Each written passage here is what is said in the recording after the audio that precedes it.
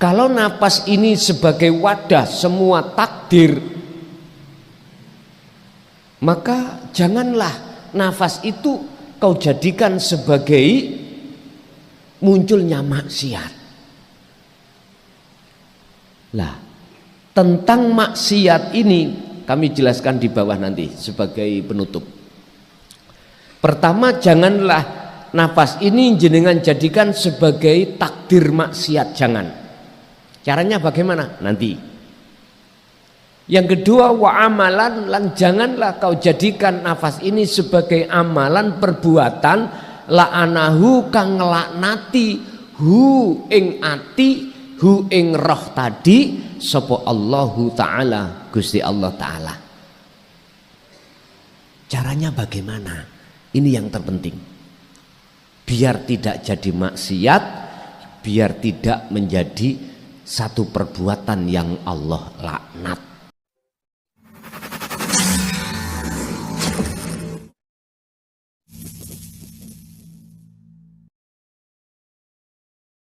Qala musannifu rahimahullah, kullu dzalika utawi saben-saben nafas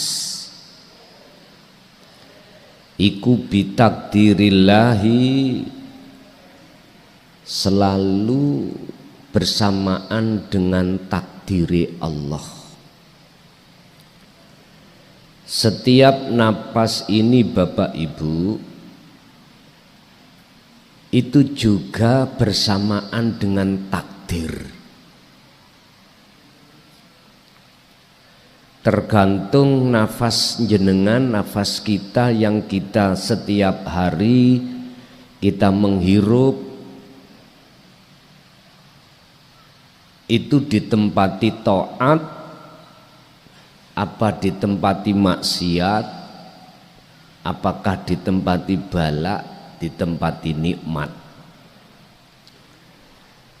Ada 4 waktu takdir itu yang selalu bersemayam di dalam napas. Jadi napas kita keluar masuk niku membawa takdir. Membawa takdir maksudnya di situ. Tergantung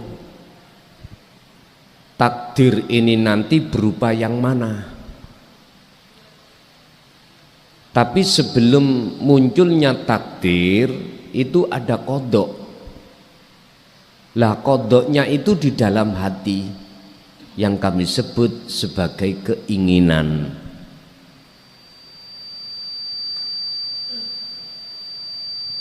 Satu contoh, sebelum panjenengan rawuh datang ke majelis ini, di rumah ada keinginan. Lah keinginan inilah secara syariat yang dikatakan ketetapan Allah yang sudah tertulis di dalam buku kita masing-masing yang Allah taruh di Lauhil Mahfud. Itu cara syariat. Cara hakikatnya adalah keinginan itu merupakan satu buku catatan datang jenengan yang Allah taruh di dalam kitab, namanya kitabnya adalah Qalbun. Lah Qalbun itu ada di Lauhil Mahfud, ya di dalam hati itu sendiri. Iki hakikatnya seperti itu. Lah wujudnya qadha disebut takdir itu secara fisik terjadi. Nah ini makanya kalau kita tanya apakah takdir bisa dirubah, tidak bisa. Yang bisa dirubah adalah qadha. Keinginan yang ada di dalam hati jenengan yang belum jadi takdir itu bisa diubah. Jenengan tadi ingin mempunyai keinginan untuk ngaji, bisa jadi sebelum berangkat jenengan ubah. Oleh karena ada kabar apa yang penting, akhirnya keinginan ngaji ikut dibusek Gusti Allah, diganti keinginan jenengan mendatangi perkara yang lebih penting yang berkenaan dengan keluarga. Nah ini berarti dibusek. Bapak Ibu, tergantung takdir ini nanti jenengan mintanya yang bagaimana. Apakah takdir ini nanti jenengan menginginkan taat ataukah maksiat ataukah bala ataukah nikmat? Itu nanti ada tanda-tanda satu persatu. Tergantung nanti jenengan bagaimana. Makalahnya niki, ma min nafasin tubdihi illa walahu qadarun fika yumdihi.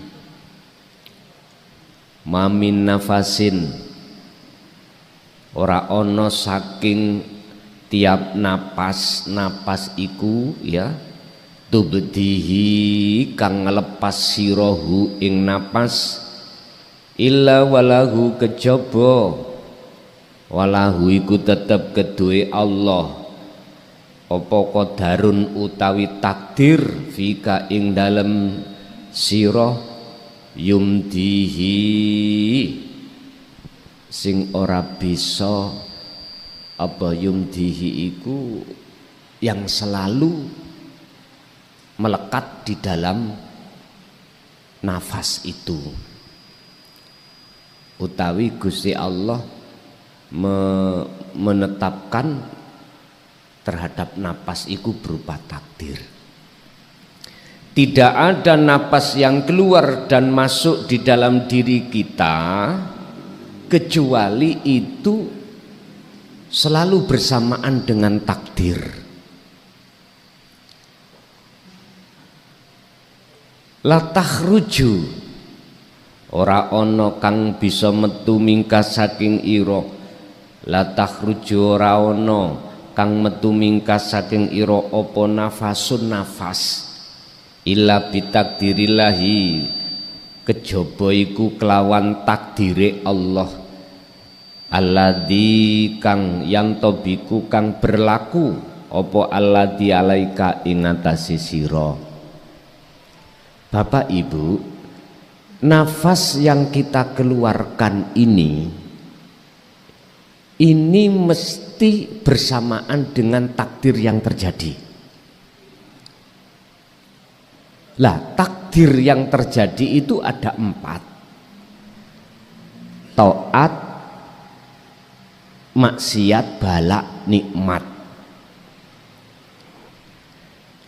Niki masuk di dalam sarah as-sarhu kullu nafasin min anfasil insan, utawi saben-saben napas min anfasil insan saking piro-piro nafasi menungso iku makdunun, bersamaan sesarengan bitaatin kelawan taat pertama, wa maksiatin lan maksiat, au ni'amin utawa nikmat, au balain utawa bala. Terus tandane kalau ikut dadi taat takdiri. Dadi jenengan melihat takdir sebelum terjadi itu di situ. Kadang-kadang kan kita itu mau melaksanakan sesuatu iki hasil apa ndak lah gitu Pak nggih. Tapi ini bukan tujuan jenengan, cuman ingin mengetahui aja.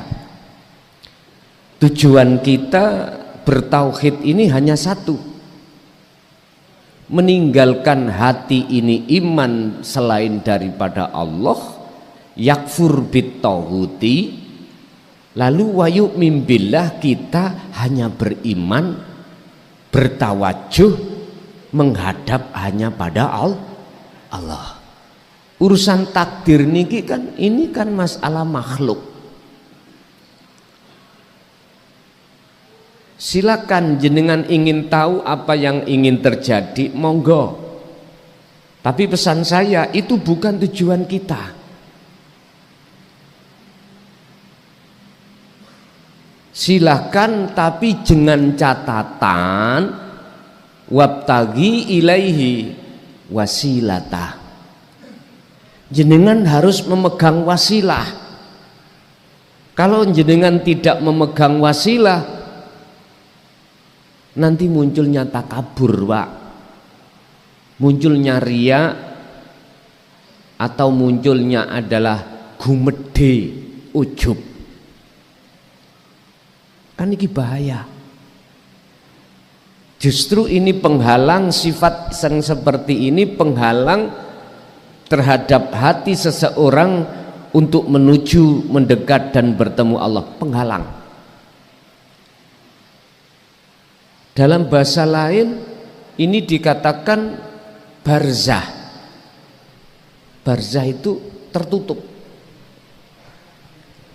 terhijab. Makanya boleh saya katakan sebagai penghalang. Tapi ini tidak akan menjadi penghalang manakala jenengan membawa wasilah. Wasilah itu penyambung antara ruh sampean, hati jenengan dengan Allah. Lah apa yang kami maksud wasilah ini? Dzikir.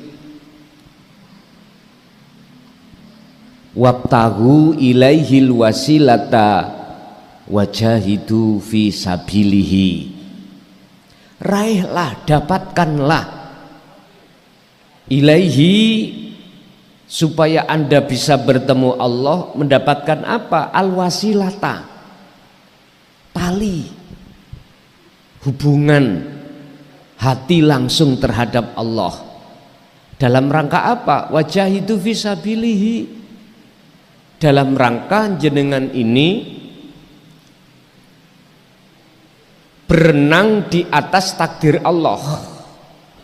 Apakah takdir nikmat, takdir bala, takdir taat, takdir maksiat. Ini bagaikan lautan. Anda tidak akan terpengaruh dengan 4 hal ini, 4 waktu ini atau 4 makhluk ini manakala jenengan ini bawa wasilah. Kalau saya ibaratkan jenengan ketika saat berenang di lautan, itu kalau jenengan bawa wasilah, bawa kapal, aman, Pak. Kalau kita nggak bawa kapal, mohon maaf lah, Pak. Kalau di lautan itu nggak sama di sungai-sungai. Di lautan itu arusnya deras, baik di bawah arusnya atau di atas ombak badai.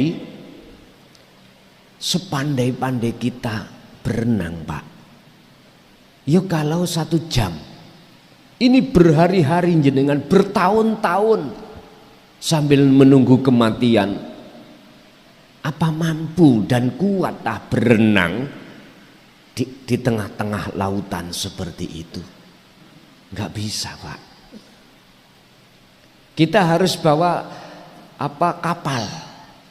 Dan kapal ini ya relatif, ada yang kapalnya agak besar, agak kecil, sedengan, tergantung jenengan numpang kapal apa.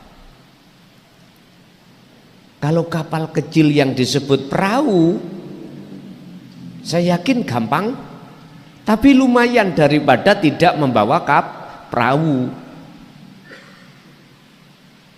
Bapak Ibu hadirin rahimakumullah, bagaimana kita akan bisa lolos dari halangan-halangan 4 waktu ini sehingga hati kita bisa sampai pada Allah? Wasilah, la wasilah inilah, Pak, yang kami maksud zikir. Muhammad wadhkur isma rabbika bukrata wa asila.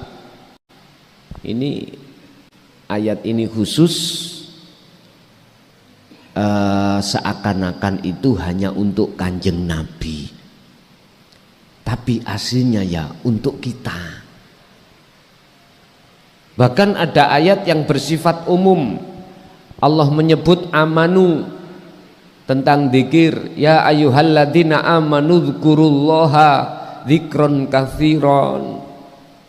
Wahai orang-orang yang beriman, ingatlah kau pada Allah dengan sebenar-benarnya ingat dan sebanyak-banyaknya ingat. Artinya kapal iki Pak, kalau bisa sing besar, biar tidak mudah tenggelam atau jatuh ketika saat ombak besar atau badai.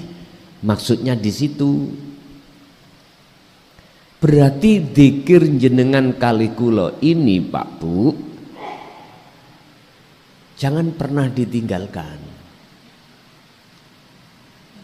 Artinya jangan pernah ada niat untuk meninggalkan dzikir. Dzikir yang kami maksud di sini adalah kesadaran dalam hati bahwasanya kita manusia itu tidak bisa apa-apa. Lah munculnya bisanya apa-apa itu bersumber dari Allahnya. Siapa yang hatinya sudah ada kesadaran ini, maka inilah orang yang disebut orang yang sudah membawa wasilah.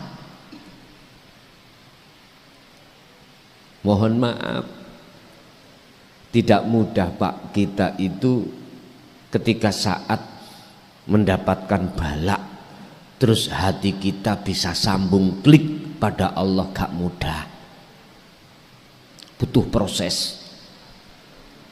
Tapi bagi hati Anda yang sudah terbiasa untuk melantungkan zikir, inilah yang kami sebut sebagai zikir sirul asrar niku di situ. Maka khusus bagi Anda yang langsung ketika saat di antara 4 waktu itu datang, jenengan tidak akan bisa terpengaruh dengan 4 waktu itu. Niki tergantung kita nanti bagaimana. Lah, cara untuk mengetahui takdir yang akan kita lakukan itu apakah bentuk nikmat ataukah bala, ataukah taat atau maksiat, jenengan harus melihat nur makrifat dalam hati jenengan. Artinya apa? Nur makrifat itu Allah akan nyalakan dan panjenengan lihat seiring berjalannya hati ini selalu berzikir. Titik ada di situ. Sebab karena nur makrifat inilah nanti akan membimbing hati jenengan untuk mengetahui napas yang keluar ini nanti berbentuk taat atau maksiat, berbentuk balak atau nikmat, ada di sini. Makanya kita butuh biriyadati wal azkar, butuh prihatin. Berbentuk mana prihatin? Menjaga hati ini dari godaan-godaan nafsu yang setiap saat datang silih berganti terhadap kita. Dengan cara apa kita menjaga itu? Hanya berzikir. Kuncinya ada di situ. Jenengan biar tidak mudah terpengaruh dengan nafsu, zikir. Jenengan biar mudah untuk selalu bertemu Allah, zikir. Kuncinya ada di situ Pak. Langeten iki nggih sampean taskhehkan, sampean tanyakan terhadap masyayikh yang lain yang lebih ngalim, lebih makrifatnya lebih kuat, sampean tanglet. Jangan cukup aku percaya iki, yo boleh-boleh saja, tapi lebih baik jenengan harus cari muqabalah, perbandingan para masyayikh yang lain. Tanya, betulkah kuncinya ini? Niki secara nggak langsung saya perintahkan seperti ini biar jenengan tambah luas. Jenengan cari guru jangan satu, Pak, nek menurut kula. Sebanyak-banyaknya, khususnya guru tentang masalah tauhid. Jangan satu kalau menurut saya. Supaya jenengan nanti lebih luas.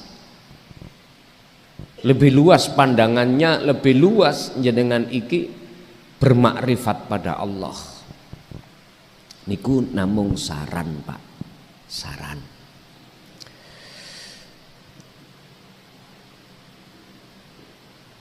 Yakni anan nafasi sak temene nafas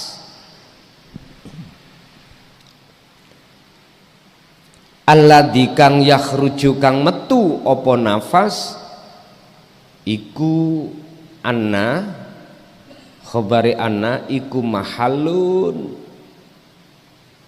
dadi wadah lil hadasi maring piro-piro kedadean. Berarti nafas, sesungguhnya nafas itu sebagai tempat wadah semua takdir. Takdir tadi ada 4, Pak, ya. Bala, nikmat, taat, maksiat. Itu setiap hari, Pak. Setiap hari kita dikupeng itu. Tinggal kita milih yang mana. Atau bahasa ringkasnya, hati ini ngikuti Allah apa ngikuti nafsu? Hanya itu. Hati ini berjalan di atas jalan nafsu apakah di atas jalan Allah? Hanya itu. Dan semuanya ada konsekuensinya masing-masing. Siapa yang berjalan di atas jalan Allah? Apa konsekuensinya? Allahu waliyul ladina amanu yukhrijuhum minadh-dhulumati ilan nur. Mohon maaf niku mboten kula sampekno, mboten kula tulis. Itu Allah terangkan di dalam surah Al-Baqarah 257. Hujai adalah jikalau jenengan ini berjalan di atas jalan Allah atau Allah kau jadikan sebagai imam panjenengan, apa konsekuensinya? Yukhrijuhum bakal ngetokake, mengeluarkan, Allah akan mengeluarkan hati jenengan yang asalnya gelap minadh-dhulumati menuju ilan nur. Makanya jenengan sebelum takdir terjadi ning ati wis krasa sampean. Ini kalau berjalan di atas jalan Allah loh, Pak. Di atas jalan Allah. Dan inilah kebanyakan dijadikan masyarakat umum orang yang sudah tahu apa yang terjadi itu waliullah lah, ngoten nggih? Bukan. Itu bukan tanda. Coba kalau kita melihat dalam surat Yunus, tanda kekasih Allah bagaimana? Ala inna auliya Allah la khaufun alaihim walahum yahzanun. Dalam hati jenengan ini gelisah, mudah gelisah ya tidak, khawatir mudah ya tidak, takut besok makan apa, anaknya itu jadi apa juga tidak. Siapa mereka? Alladzina amanu wa kanu yattaqun. Dia tidak hanya beriman, Pak, tapi juga sudah ihsan. Bentuk ihsan ini menurut ayat itu adalah wa kanu yattaqun. Dia telah memperoleh titel takwa, muttaqin, sebagai orang yang muttaqin. Orang yang takwa itu adalah orang yang selalu menjaga 3 hal: ilmu, amal, istiqomah.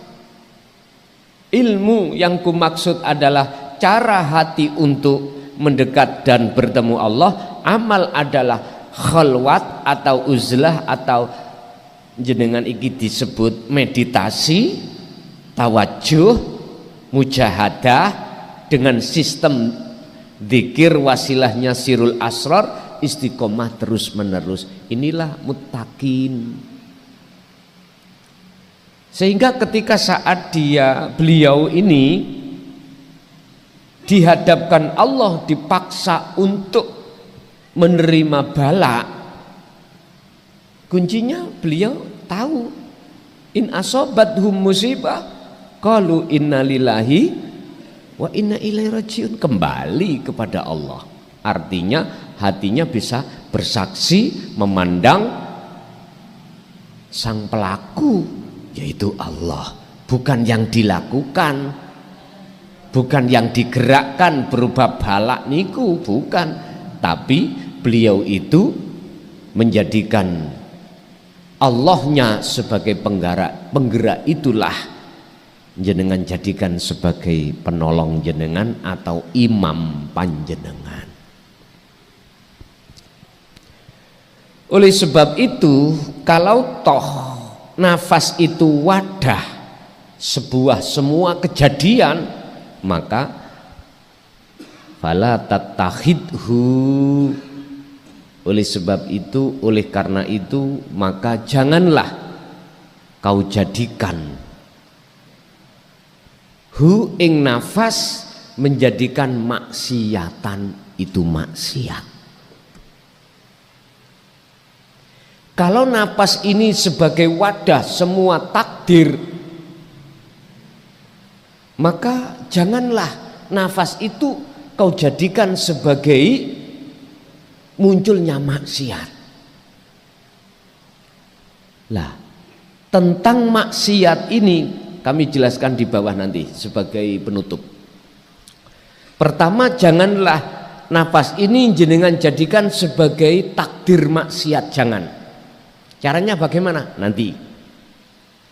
Yang kedua, wa amalan, lan janganlah kau jadikan nafas ini sebagai amalan perbuatan la'anahu kang nglaknati hu ing ati, hu ing roh tadi sapa Allahu taala, Gusti Allah taala.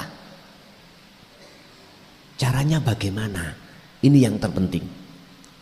Biar tidak jadi maksiat, biar tidak menjadi satu perbuatan yang Allah laknat. Pun saya teruskan sedikit. Wa yuqalu lan den dawuhake, apa sing den dawuhake athima ing maksud maksiat itu iku ida kholafatat kalane ngelanggar ahkam syar'i wal haqqi, piro-piro hukum syariat dan piro-piro hukum hakikat. Pun hukum syariat yang dimaksud maksiat itu yang mana? Ya semua perbuatan yang dilakukan oleh jasmani yang keluar dari apa yang telah Allah larang. Mana yang Allah larang itu disebut maksiat. Kok kita melakukan berarti kita maksiat.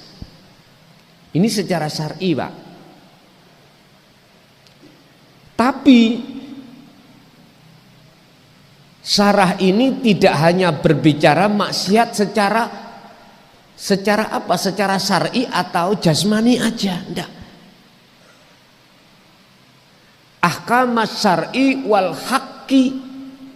Jadi di sini ada maksiat dua, Pak. Bahkan tentang maksiat hati itu Rasulullah melalui hadisnya hubbud dunya khoti'atun kabiratun.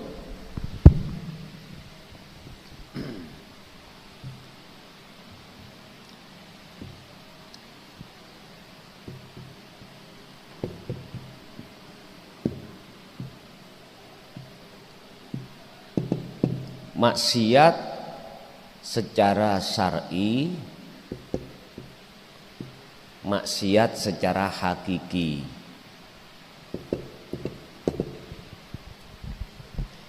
Ini yang berhubungan dengan jasmani, jasad. Ini berhubungan dengan rohani atau ruh.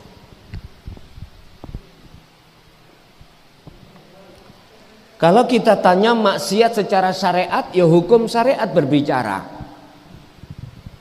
Kita sejak kecil sudah dididik Pak Niku tentang maksiat secara dohir, secara jasmani. Saya tidak berbicara itu karena jenengan lebih ngalim. Semua sudah paham. Nek ndebok bokonge wong wedok iku mang mboten angsal, ngoten nggih. Maksudnya wong wedok bukan garwa jenengan, bukan bini jenengan. Ini pasar kok ana wong wedok bokonge sabuk dikeplek. Maksiat. Nah, udah aku nggak bahas itu, jenengan sudah paham sendiri. Saya akan lebih fokus membahas maksiat secara ruhani, hakiki. Mana maksiat secara hakiki? Tadi Rasulullah menyampaikan dalam satu hadis, hubbud dunya khati'atun kathiratun au kabiratun. Hubbud dunya utawi cintane ati ad-dunya terhadap selain Allah. Selain Allah itu berarti urip lho Pak. Selain Allah maksudnya nggih kesenangan apa kehidupan duniawiyah ini. Ati bukan jasmani. Iku khoti'atun, satu kesalahan. Kabiratun kang besar. Bahasa Quran dalam surat Luqman Allah mengatakan ya bunayya la tusyrik billah inna syirka la dzulmun adim. Ini disebut syirik Pak. Maksiate ati itu disebut syirik. Ini maksiat ati ketika saat kita masih di dalam posisi tarbiyah ibtidaiyah, aliyah, sanawiyah, aliyah tidak dijelaskan. Karena memang proses kita masih di proses tarbiyah secara jasmani. Lagi risalah Rasulullah harus memang kita pelajari itu. Ada dua risalah Rasulullah, ya syar'iyah, hakikiyah. Hakikiyah yang disebut sebagai risalatut tauhidiyah. Ini hujahnya di Quran semuanya. Sedangkan di zona ini Pak, mengapa tidak dijelaskan ketika saat kita di ibtidak sanawi aliyah? Karena memang masa sampean kali kula masih masa perkembangan untuk mendidik jasmani biar berakhlakul karimah di jalur istimaiyah. Itulah hablum minan nas. Makanya santri dididik piye akhlaki sesama santri, anak dengan bapak, santri dengan guru, dengan kiainya bagaimana dididik itu. Ini sudah. Makanya jenengan jangan heran mengapa ini tidak dibahasnya di sini, karena zona tempatnya. Nyun sewu, laksana pasar Pak. Pasar ini nonton kelompok-kelompok. Ada kelompok jualan ikan, ada kelompok jualan minyak wangi, ada kelompok jualan kitab, jualan bla bla bla bla. Pasar sing bener niku, tata kelolanya itu kudu pisah-pisah. Jualan minyak wangi di tengah-tengah jualan ikan. Ya gak payu Pak, ambune amis terus. Betul sakit. Gitu loh. Pun niki memang apa sih? Tata kelola. Hakikiyah tentang maksiat secara hakikiyah itu jatuhnya di hati, di ruh, bukan di jasad. Lah, maksiat itulah yang disebut asyirku, syirik. Lah, syirik ini ada dua macam, syirik jali dan syirik khafi.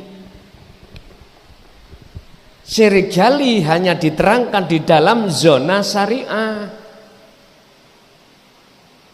Syirik khafi hanya diterangkan di dalam zona hakikiyah, hakikat ini.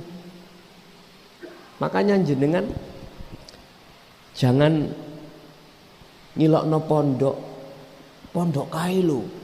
Ngajine ilmu kulit ae. Memang tarbiyahe. Iku prosese. Nek jenengan pingin cari pondok sing ngaji tentang ilmu hati, yo cari zona sing sudah zona hakiki baru ada.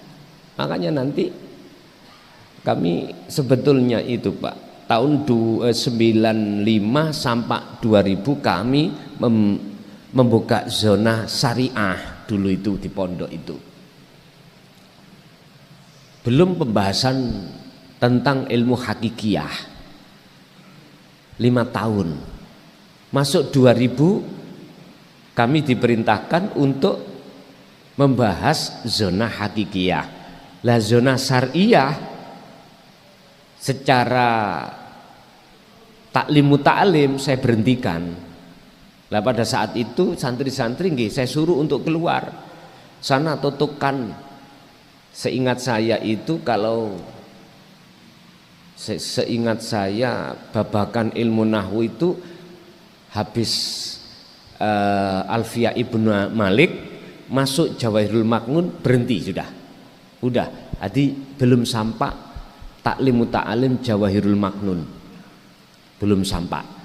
Itu langsung berhenti. Sampai sekarang.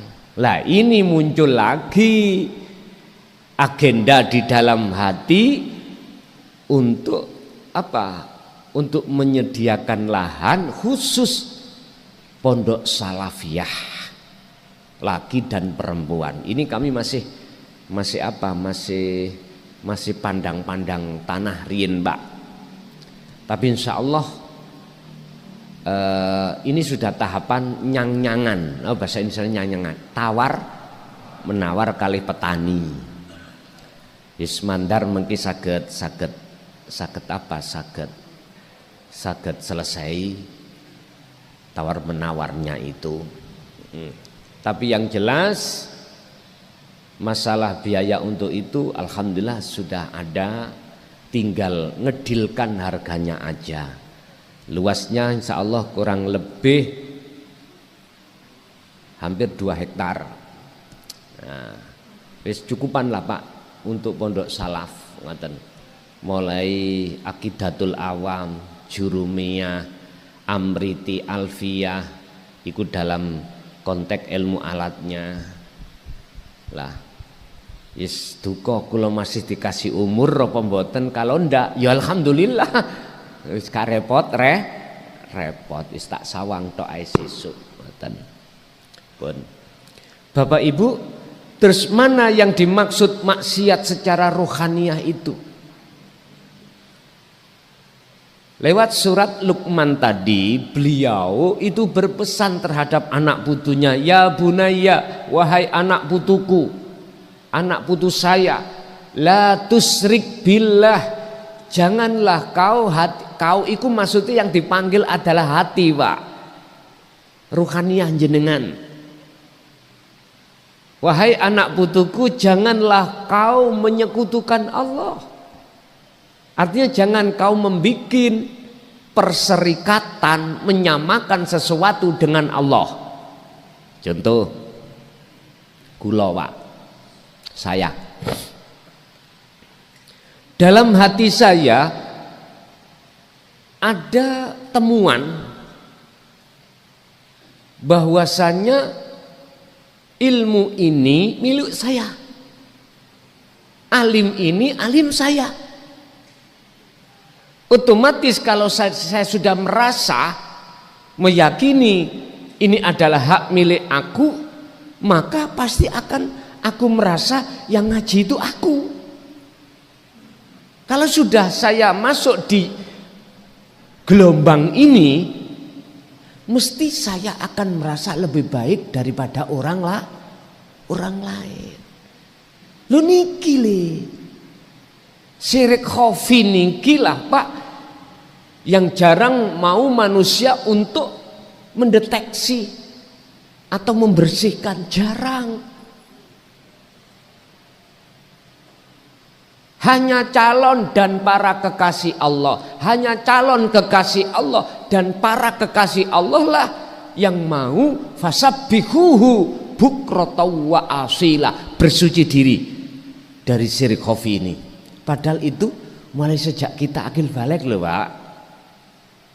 Terus umpama ditumpuk ngono berapa nggih? Halo.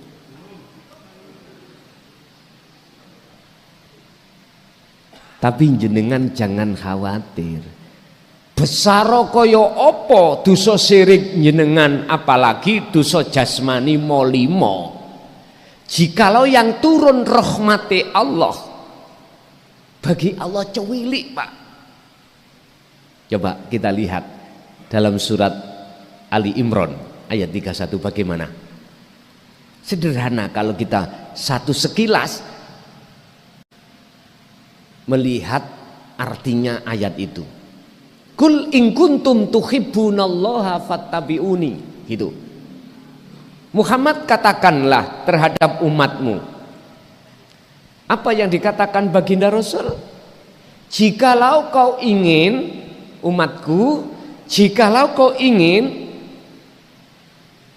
belajar mencintai Allah, ikut aku. Menurut ayat itu sederhana sekali. Cuman pertanyaannya, ngikuti Rasulullah yang bagaimana? Apa cukup hanya di jalur syariatnya saja? Saya menjawab gak cukup Pak. Karena kita manusia itu tidak hanya terdiri hanya jasmani, tapi juga rohani. Disebut insan, manusia, bashar. Itu tidak hanya jasmani, akan tetapi juga rohani. Padahal di dalam rohani masih ada 3. Akal, ruh, nafsu. Bapak Ibu, kalau boleh saya katakan, mengikuti Kanjeng Nabi itu tidak cukup di dalam hukum syariatnya saja, tapi hukum hakikat. Risalah apa yang Rasulullah sampaikan Bapak Ibu, yang paling dibenci oleh umat, yang paling dibenci pada saat itu, yang terkenal dengan sebutan kafir Quraisy, itu risalah yang beliau mengajak hati tinggalkan kemewahan dunia. Itulah dinut tauhid, dinul haq. Di situ. Enggak boleh kita berbangga diri karena ilmu. Enggak boleh kita merasa lebih baik karena alim itu terhadap orang lain. Enggak boleh. Ini maksiat. Maksiatnya hati. Dan orang lain tidak tahu. Yang tahu kita, yang merasa kita. Kalau toh itu termasuk maksiatnya hati kepada Allah yang kami sebut sebagai syirik khafi, dari sisa umur kita tinggal berapa tahun kita tidak tahu, kapan sadarnya ini? Sementara satu sisi kita ditunggu kematian, wa min waraihim barzakhun ila yaumi yub'atsun. Bagaimana Allah menyebutkan dalam surah Al-Isra ayat 72, barang siapa saat di dunia hatinya masih buta terhadap Tuhannya karena selalu berbuat syirik, selalu membangga-banggakan selain Allah di dalam dirinya, kemudian dia mati, akhirat pun dia akan buta kepada Allah, wa adallu, dan lebih tersesat apane sabilan jalannya, naudzubillah. Makanya ini konsekuensi kita yang kedua, yang memilih jalannya nafsu, walladzina kafaru auliya uhumut taghut. Lah niki, walladzina, lan banyak orang apa? Orang yang hatinya tertutup, kafaru kang tertutup hatinya ini dengan perkara selain Allah. Rupanya mana? Bentuknya mana? At-taghuta, ing piro-piro taghut. Tadi disebut taghut. Walladzina kafaru auliya uhumut taghut. Lah niki, jikalau taghut yang kau jadikan sebagai imammu atau kau berjalan di atas jalan nafsu, bagaimana konsekuensi ini? Yukhrijunahum minan nur ila dzulumat. Endingnya hati dalam keadaan gelap gulita. Kembali kepada maksiatnya hati.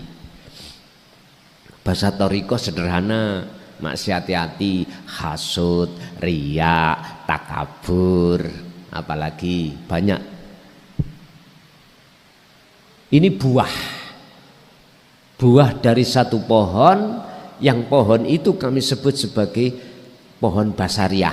Ini kami jelaskan pohon basariah itu di kitab awal jilid pertama, Pak. Kami sudah menyelesaikan ngarang kitab ini sudah 3 jilid di dalam kitab awal. 3 jilid, cuman yang masih kami cetak hanya 1, jilid 1 dan 2. Jilid 3 masih dalam penafsiran, Pak. Saya masih butuh taskhih terhadap para masyayikh. Nanti habis ditaskhih barulah kami akan bawa ke Jakarta untuk mendapatkan izin seperti kitab awal di jilid 1 dan 2 itu, Pak. Aku nggak mau kitab ini hanya dimiliki kalangan kita sendiri, nggak mau. Aku pingin kitab ini sampai di kalangan umum. Sebab dalam kitab itu bisa diterima oleh golongan kita yang ada di syariat saja ataupun sudah di thariqah. Bisa. Dan jujur mawon, biar nggak ada yang ingin bermain dalam pentasarufan kitab. Itu kitab awal dulu jilid 1, cetakan pertama itu kami kasihkan 100.000. Kami sempat ditegur, Pak. Ditegur oleh teman-teman ahli tasawuf. Gus, itu karya. Biasanya kita itu menjual itu 400, 300. Jenengan kok mek 100. Kula mboten promosi lho, Pak ya. Engko ngene dikira promosi. Enggak, saya bertujuan supaya bisa dijangkau kalangan menengah ke bawah. Lah berhubung ada pemohon setelah habis 5.000 kitab itu, ada yang mohon lagi supaya direvisi. Ada yang agak kurang, Pak. Apa? Dulu itu yang jilid pertama, pengeluaran pertama itu kalau hujahnya itu saya suruh cari sendiri. Di situ saya terangkan Qur'annya surat Al-Baqarah ayatnya misalnya 5, biar jenengan buka Quran ngoten karepin dhisik. Terus diprotes, Pak. Dikei saran, kami itu sudah tua-tua, Gus. Tolong sekalian ditulis ayate Quran biar aku gak buka-buka Quran. Akhirnya saya revisi, Pak. Kedua sudah selesai, jatuhnya harga akhirnya 150. Lah ngeten lho. Wis niku harga di pondok. Kami tidak ikut campur di situ, sing nangani nggih admin pondok. Jujur mawon saya tasarufkan untuk membangun pondok. Dan kami tidak ada unsur bisnis Mengapa saya harga segitu? Supaya biar kalangan menengah ke bawah itu bisa menjangkau, Pak. Sekarang zaman sekarang dengan zaman tahun 90 uang 50 niku berharga, Pak. Kalau sekarang bagaimana? 50 enteng. Karena nilai rupiah kita sudah beda dengan dulu. Makanya saya sempat dikritik, nggak apa-apa sampean kritik, walaupun yang jelas hati saya tidak menjatuhkan harga yang lain. Enggak, saya bertujuan hanya satu, supaya masyarakat menengah ke bawah bisa memiliki. Apalagi nanti seperti ini, Pak, jenengan wis tinggal jilid sendiri, dicancang karet, apa dicancang rafia, yang penting gak hilang, ngoten loh. Nek zaman sekarang, Pak, ya aja dicancang karet lah, Pak. Nanti kalau sudah kumpul satu kitab, jenengan jilidkan sendiri. Kan ada, Pak, jepretan itu ya. Ampun rafia. Masalahnya kitab ini nanti biar dipelajari oleh anak putu kita, Pak, nanti. Yang jelas kitab sing sampean astoniki adalah jilid yang keempat. Jilid yang keempat, Pak, asli nih. Tapi mengapa harus sudah saya sampaikan? Apakah jilid 3 sudah dibahas? Belum. Jujur jilid 3 belum saya bahas.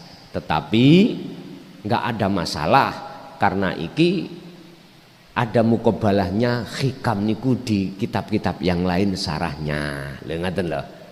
Pun Bapak Ibu, kembali kepada materi kita tentang syirik sebagai maksiati hati. Wahai anak putuku, janganlah kau ruhaniyahmu itu melakukan perbuatan yang menyamai terhadap Allah. Berarti ketika saat saya merasa meyakini kalau ngajinya bisa ngaji karena diri saya, berarti saya menyamakan terhadap Allah. Pun titik. Niki kacamata hakikat, bukan kacamata syariat.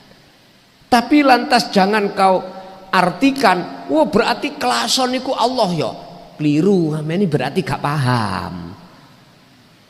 Bukan gitu. Coba gunakanlah ainul basiroh panjenengan, mata rohani panjenengan untuk memandang siapa di balik saya. Siapa yang ada di dalam dan di luar saya? Fi kulli mukawwanat, iku ing dalem saben-saben makhluk, khafiyun utawi ada sesuatu yang samar, utawi ono sesuatu kang samar.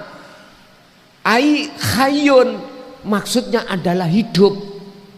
Siapa hidup? Wa huwa wujudullah, itulah wujudnya Allah. Jangan dilihat dengan mata basaria, mata dohir. Nek mata dohir jenengan pakai untuk melihat, yo ketok klasoni, klakson, bel, bahasa Inggrisnya bel, ngoten. Tapi siapa di balik kami? Gunakanlah ainul basirah jenengan untuk memandang siapa di balik kita ini. Lah cara untuk bisa masuk ke dalam situ, mau tidak mau jenengan wajib ngikuti Kanjeng Rasul. Artinya jangan syariati tok sak hakikati. Dinul hak itu sampean ikuti. Bagaimana kalau kita ngomong sholat, bagaimana waktu Rasulullah melakukan sholat, bagaimana? Jangan ikut-ikutan sing gak kayak Rasulullah. Ayatnya kan fattabi'uni, ikut aku. Berhubung masanya kita tidak sampai, belum waktu tidak menangi, bahasa Indonesia ini tidak menangi. Tidak zamannya, kita harus mengikuti siapa yang mengiblat beliau. Yang disebut tabi'ina sholihin niki Pak. Ini yang harus kita kiblat. Gaya beliau waktu beliau sholat bagaimana, ikut syariate, terus hatinya bagaimana, terus agamanya bagaimana. Sebab ayatnya ini ada terusnya. Jikalau kau betul-betul mengikuti aku, yuhibbukumullah, Allah akan menjadikan kau, menjadikan dirimu sebagai kekasihnya. Lah niki lho Pak. Kekasih yang paling setia Pak, yang tidak pernah meninggalkan kita, cuman Allah. Baik dikala kita susah, senang, Allah selalu melayani jenengan. Nafas bisa keluar masuk, dilayani Allah. Mata bisa melihat, telinga bisa mendengar. Bahkan nyuwun sewu, wong lanang saged kumpul ambek wong wedok garwane, sinten sing nglayani? Gitu. Mengapa banyak manusia yang tidak menyadari? Karena tertutup hatinya. Mengapa tertutup? Oleh hubus syahwah.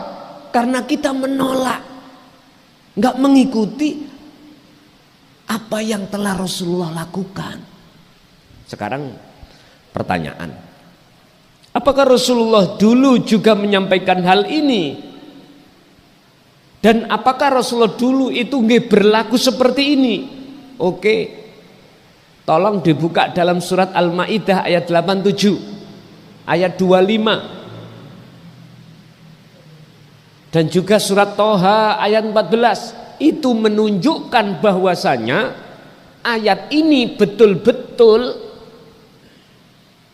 menunjukkan bahwasanya Rasulullah tidak hanya menyampaikan, akan tetapi juga memberikan teladan.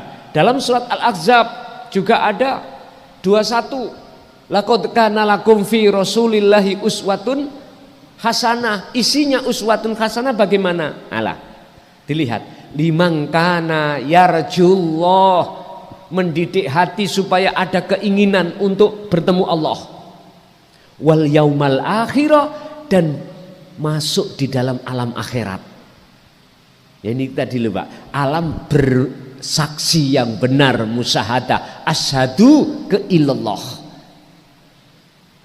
alam di mana jenengan dengan ainul basirah bisa melihat hidup di dalam setiap mukawwanat, setiap makhluk. Tentunya ini dengan rasa.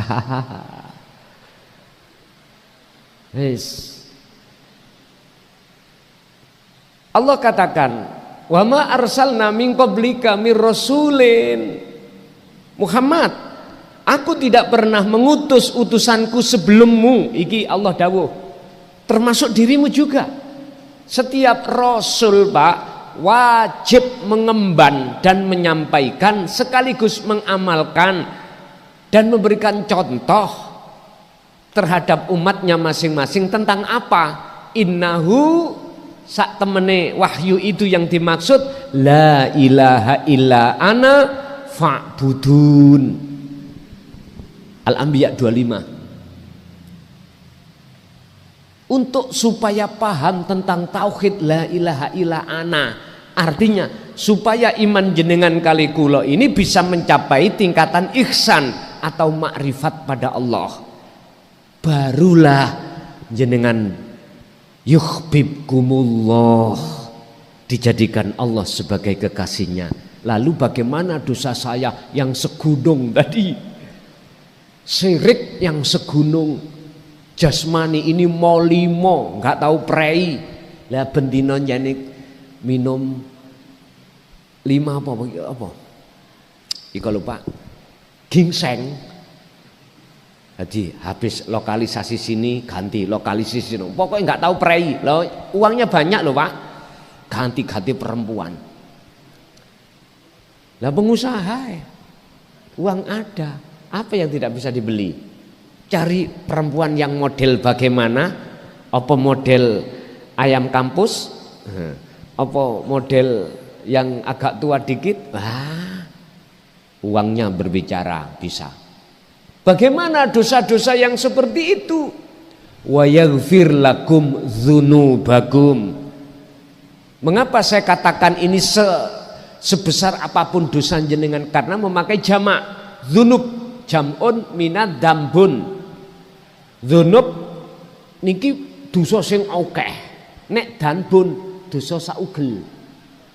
Artinya dzunub itu tidak hanya dosa secara jasmani molimo, tapi dzunub di dalamnya adalah dosa syirik. Mulai kita akil balik, merasa dan merasa sampai kita umur berapa ini, semuanya itu Allah ampuni karena rahmat yang turun.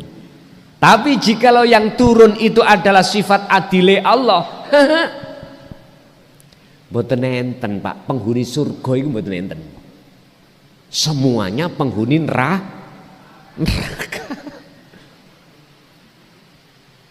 Karena apa? Kita manusia pasti pernah berdosa.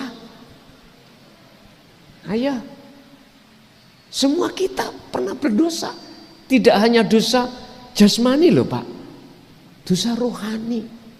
Sehingga mengapa Rasulullah ketika saat dipanggil Allah Isra Mi'raj, beliau disucikan hatinya dari takabur, riya dan lain sebagainya, dibelah dan disucikan oleh malaikatul muqarrabin. Wakila itu semata-mata siapapun panjenengan, jikalau ingin betul-betul menghadap dan bertemu Allah, harus terlebih dahulu hati ini bebas dari syirik khafi. Titik. Caranya bagaimana? Allah sudah memberikan resep di dalam surat Al-Kahfi ayat yang terakhir 110. Pertama adalah falyamal amalan sholihan, terus meneruslah hati sampean berzikir. Dan terus menerusnya itu tanpa batas. Ya ayyuhalladzina amanu dzkurullaha qiyaman wa qu'udan wa ala junubihim. Oke, jenengan berzikir enggak bisa dengan berdiri, dengan duduk. Duduk nggak bisa dengan berbaring. Artine nopo? Sampean iki waktu kerja berdiri, nggak bisa ada waktu untuk dzikir hati. Oke, nggak bisa kau dengan berdiri, dengan duduk. Artinya waktu istirahat. Duduk jenengan waktu istirahat. Kan mesti Pak, kerja jam 8, jam 12 berarti istirahat jenengan makan-makan apa rokokan, udah buat dzikir. Ayat itu mengatakan jikalau kau masih tetap nggak bisa dengan duduk, berbaring, berarti ajenge tidur. Mau tidur, tak wis pol to Pak niki. Saking pentingnya dzikir itu, mengapa Allah kasih keringanan, gak bisa dengan berdiri, yo dengan duduk, gak bisa berduduk dengan berbaring. Ini kalau coro hakikat dzikir adalah nyambung nih ati dateng Gusti kelawan dengan rasa ini Pak. Tapi kalau ayat ini surat Ali Imran ayat 191 ini kami terjemahkan secara syariat, yo maksudnya sholat. Kau gak bisa sholat dengan berdiri, yo dengan duduk. Kalau duduk nggak bisa dengan berbaring karena jenengan sakit. Iku berarti sholat saking pentingnya, ngeten lho bahasa syariat. Bapak Ibu hadirin rahimakumullah. Kalau dosa-dosa ini sebagai jaminan Allah ampuni, mengapa kita tidak lekas? Itu janji Allah loh Pak. Yuhibbukumullah sebagai jawaban syarat yang disembunyikan di dalam ayat itu. Itu 31 Ali Imran 31. Jikalau kau betul-betul mengikuti aku, kata Rasul, yuhibbukumullah, Allah berjanji pasti akan dijadikan kau sebagai kekasihnya dan seluruh kesalahanmu itu diampuni dening Gusti Allah. Ya udah, percaya monggo, ra percaya monggo, itu bukan urusan saya, tapi ini bisa dibuktikan, bisa dibuktikan.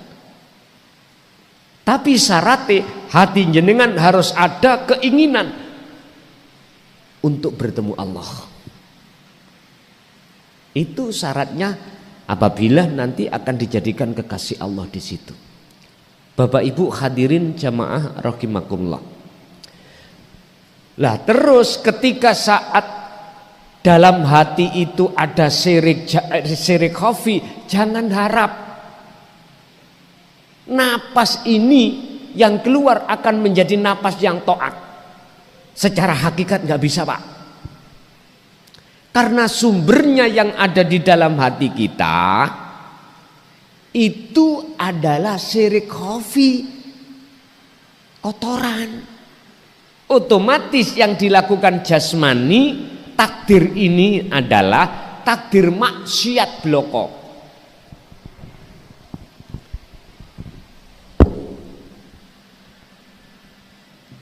Taat, maksiat, 4 tadi loh Pak nggih. Terus nikmat, terus balak. 4 ini Pak secara hakikat itu dikelompokkan menjadi 2. Apa? Taat ing mungguh Gusti Allah itu adalah ketika jasad sampai ikut taat secara syariat atau maksiat secara syariat, sing dereng nyambung, dereng paham pun dipeksa. Nemoni balak secara syariat, nemoni nikmat secara syariat, itu jadi taat. Pelanggarannya bagaimana? Barometernya itu tatkala dalam hati jenengan sudah tidak lagi muncul rasa iman keakuan makhluk. Artinya yang muncul dalam hati sampean keakuannya Allah. Mosok Gusti Allah maksiat, Pak? Lah mboten toh? Enggak mungkin. Itulah sifat jaiznya Allah. 1. Nomor 2, secara hakikat 4 ini akan menjadi maksiat. Tandanya bagaimana? Ketika saat berlakunya 4 hal ini, hati kita memandang makhluknya atau muncul rasa ini keakuan makhluk yang melakukan. Inilah maksiat. Makanya jenengan sholat di mata Allah bisa menjadi maksiat, bisa menjadi taat. Hati maksudnya.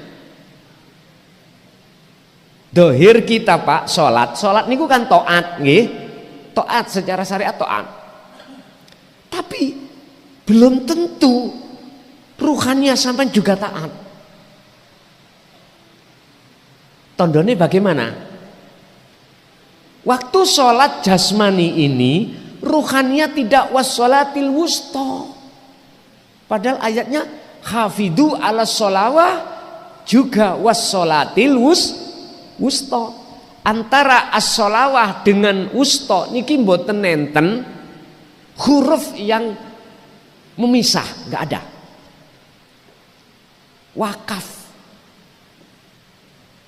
Wakafnya nggak ada. Tanda-tanda mandek lu Mbak nggak ada. Justru di situ Pak ada wawu ataf yang menyambungkan antara sholawah dengan wassolah. Sholawah itu berarti jamak, maksudnya al-maktubah 5 waktu berarti dilakukan oleh jasmani. Wassolatil wusta. Wassolah iki adalah mufrad. Satu, artinya nyun sewu, ketunggalan ati sampeyan datang keesaan Allah. Berarti ini tidak hanya 5 waktu, 24 jam. Oke, terserah jenengan mengatakan sholat haim, monggo, silakan. Tanda kalau kita ruhaniyah tidak wassolatil wusta, waktu jasmaniyah kita menjaga sholat 5 waktu, ruhaniyah kita larinya kemana? Ini wajah tu wajiyah, atau ini wajah tu fatoros samawati wal ard, isinya langit dan bumi.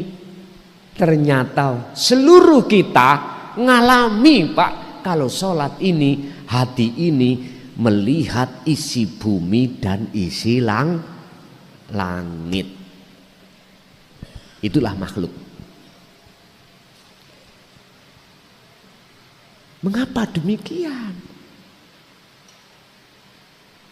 Itu surat Al-An'am Mbak, ayat 79 kalau nggak salah. Kisah Nabi Ibrahim. Dikatakan wama ana minal musyrikin. Saya sudah tidak lagi menyekutukan Allah, manakala ayat yang pertama ini wajah tu wajiyah, sesungguhnya kuhadapkan wajah ruhku wajiyah ke wajah Allah. Ini tentunya jenengan iki sebelumnya sudah mengenal wasilah, sudah membawa wasilah, sudah berlaku namanya dzikir sirul asro setiap saat dan waktu, baru saged, baru bisa. Kalau itu belum kita dapatkan, bagaimana sampai bisa melaksanakan, dikatakan terjadi khusyuk? Gak bisa. Iki logika lho Pak ya.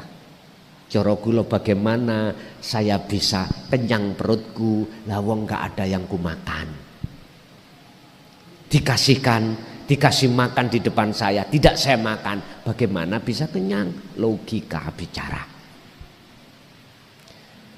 Bagaimana kita akan bisa bersepeda dengan baik? Lawang sepeda yang dihadapkan terhadap kita tidak mau kita tidak mau untuk belajar. Kapan bisanya? Akhirnya sepeda itu tidak manfaat. Ilmu yang sudah Allah kasihkan terhadap kita tentang tauhid ini, jikalau hanya kita dengarkan dan kita pahami, akhirnya menghasilkan sebuah nur dalam hati, yaitu hidayah kefahaman. Tapi jikalau tidak kita praktekkan, itu namanya percuma. Paham? Ilmu itu sebagai indikator pertama membuka kefahaman kita supaya melakukan amaliyah dengan benar. Orang yang sholat tidak tahu ilmunya sholat, itu ya kurang baik, bahkan tidak baik. Mestinya disempurnakan, ilmunya itu difahami lalu dipraktekkan. Nah, mestinya gitu. Makanya kita setiap bulan ngaji, bahkan punya kitab sak lemari, tapi moh kholwat, moh dzikir, moh praktek. Nggih nyun sewu Pak, estu nyun sewu. Sampai kenal Imam Ghazali, pengarang kitab, gitu. Terkenal lah niku seluruh dunia.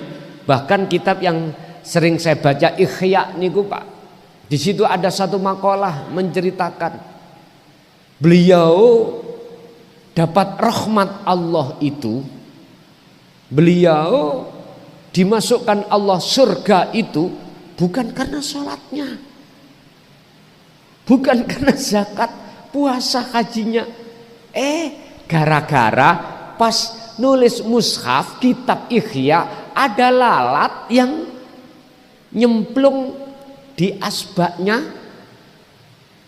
mangsi. Nek cara kita ngomong asbak kan asbak rokok ya toh. Ini beliau biarkan sampai kenyang, Dia tidak menggurak. Apa menggurak? Mengusir, enggak. Terbang sendiri. Dia lihat. Loh, jangan dilihat dari lalatnya atau persoalan sepele. Jangan. Lihatlah kondisi beliau ketika saat hatinya kemana. Beliau itu bertemu Allah fi kulli mukawwanat, di dalam makhluk lalat. Tapi makalah ini jangan jenengan simpulkan, oh berarti Imam Ghazali waktu sholat itu gak ketemu Allah. Jangan. Itu contoh kecil aja. Oke, ini di jalur taat Pak. Di jalur maksiat mungkin kita tahu 21 di hadis itu mengatakan ada seorang wanita penghibur hidung belang, tiap hari selalu dia itu melayani. Tapi mengapa Allah masukkan surga? Hanya sepele kalau kita lihat, gara-gara beliau itu kasih minum sama anjing. Sampai akhirnya disimpulno mari ngondol terus ngombeni. Ya gak gitu.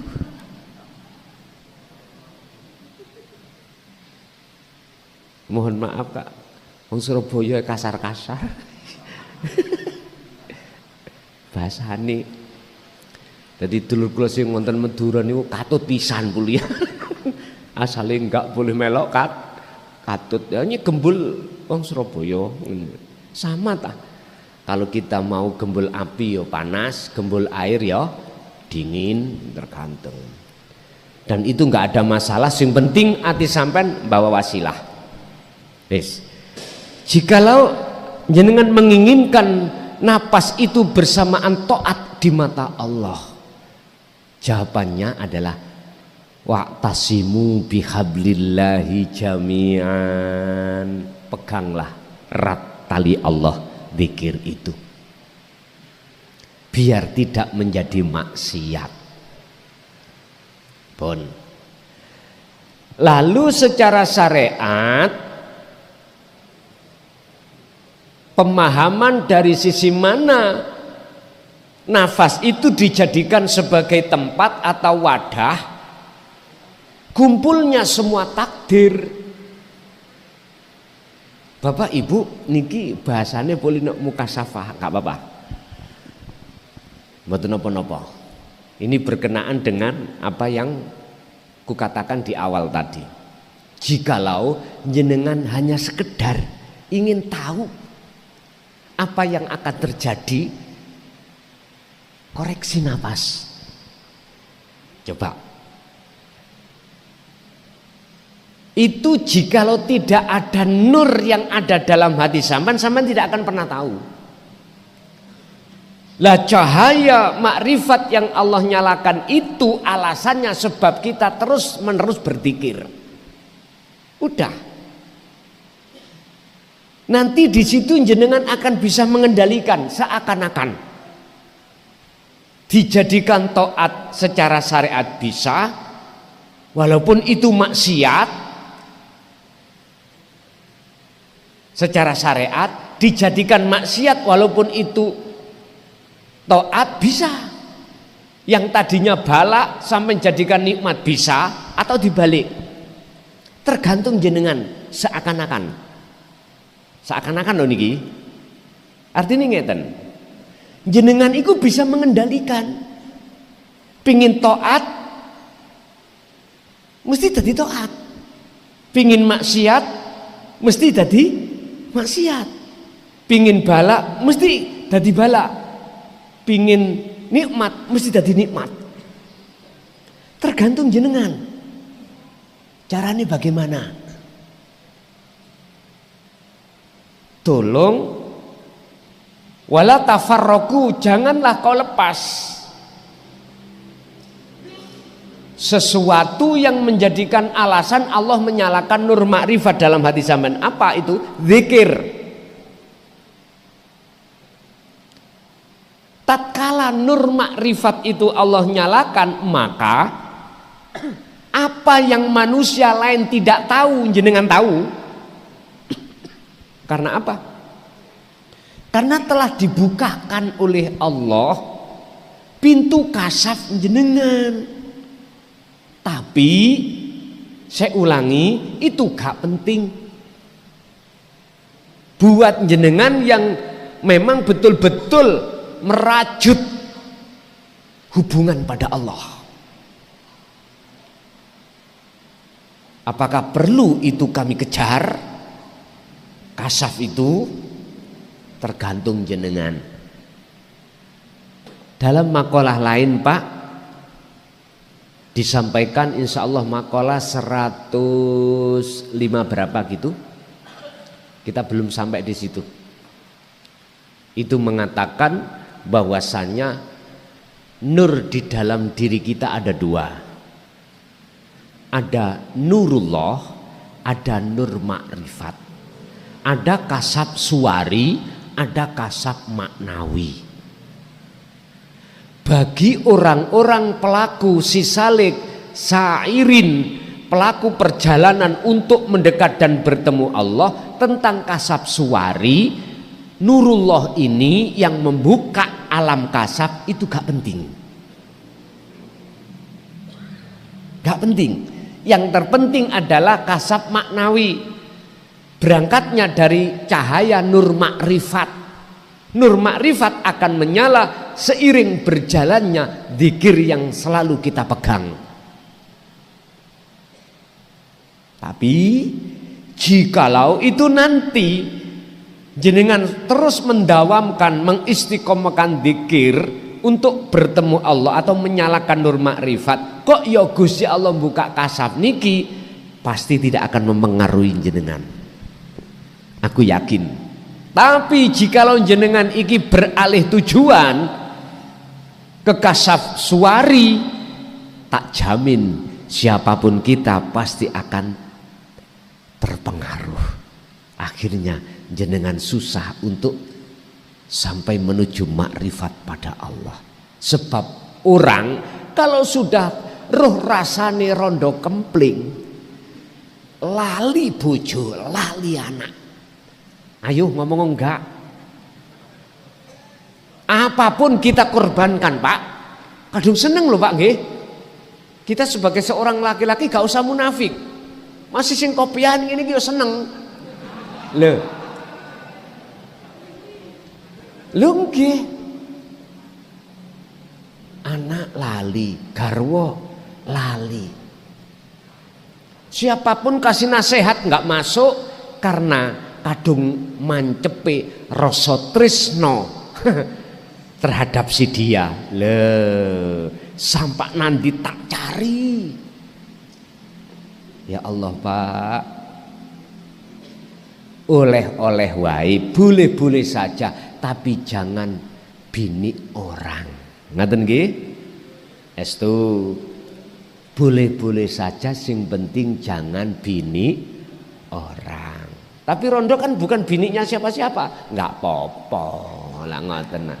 Tapi yo kondo ibu ese angsal napa mboten, asal boleh atau tidak. Kalau tidak boleh, jangan nekat-nekat sampean. Wis tah dipecel. Orang terkuat di dunia itu perempuan Pak, bukan laki. Dari sisi tenaga memang seakan-akan laki-laki, tapi kalau sudah di atas ranjang brengos iki langsung pepleh. Os niku contoh mawon. Artinya apa? Nafsu iki Pak, mohon maaf, sealim apapun kita, nafsu lebih ngalim. Sepandai-pandai kita untuk mensiasati biar tidak terdorong oleh nafsu, ora iso, nggak mampu Pak kita itu. Yang bisa mengalahkan nafsu hanyalah Allah. Lah caranya biar kita terbebaskan, minimal kita tidak mudah terpengaruh oleh godaan nafsu, larilah kepada Allah terlebih dahulu. Larilah, Anda kembalilah, wa anibu ila rabbikum, kembalilah kau pada Tuhanmu. Wa qala aidan fafirru ilallah, larilah kau kepada Allah. Setelah kau sampai pada Allah, pasti jenengan ditolong. Kesimpulannya makalah 30 ini Bapak Ibu, napas yang ada pada diri kita tergantung jenengan jadikan taat maksiat monggo di mata Allah. Jikalau enggak ingin menjadikan maksiat, makalah tadi sudah kami sampaikan, fala tattakhidhu maksiatan wa amalan la'anahullahu ta'ala. Jikalau jenengan ini tidak mau terjadi takdir maksiat di mata Allah atau perbuatan yang dilaknat oleh Allah pun, taline Allah pegang, jangan maksiat jenengan. Pegang taline Allah, yaitu dzikir sirul asrar. Itu secara hakikatnya seperti itu. Yang kedua, kesimpulannya adalah kita manusia ini tidak hanya jasmani akan tetapi rohani. Oleh sebab itu jagalah hukum syariat, juga menjaga hukum hakikat.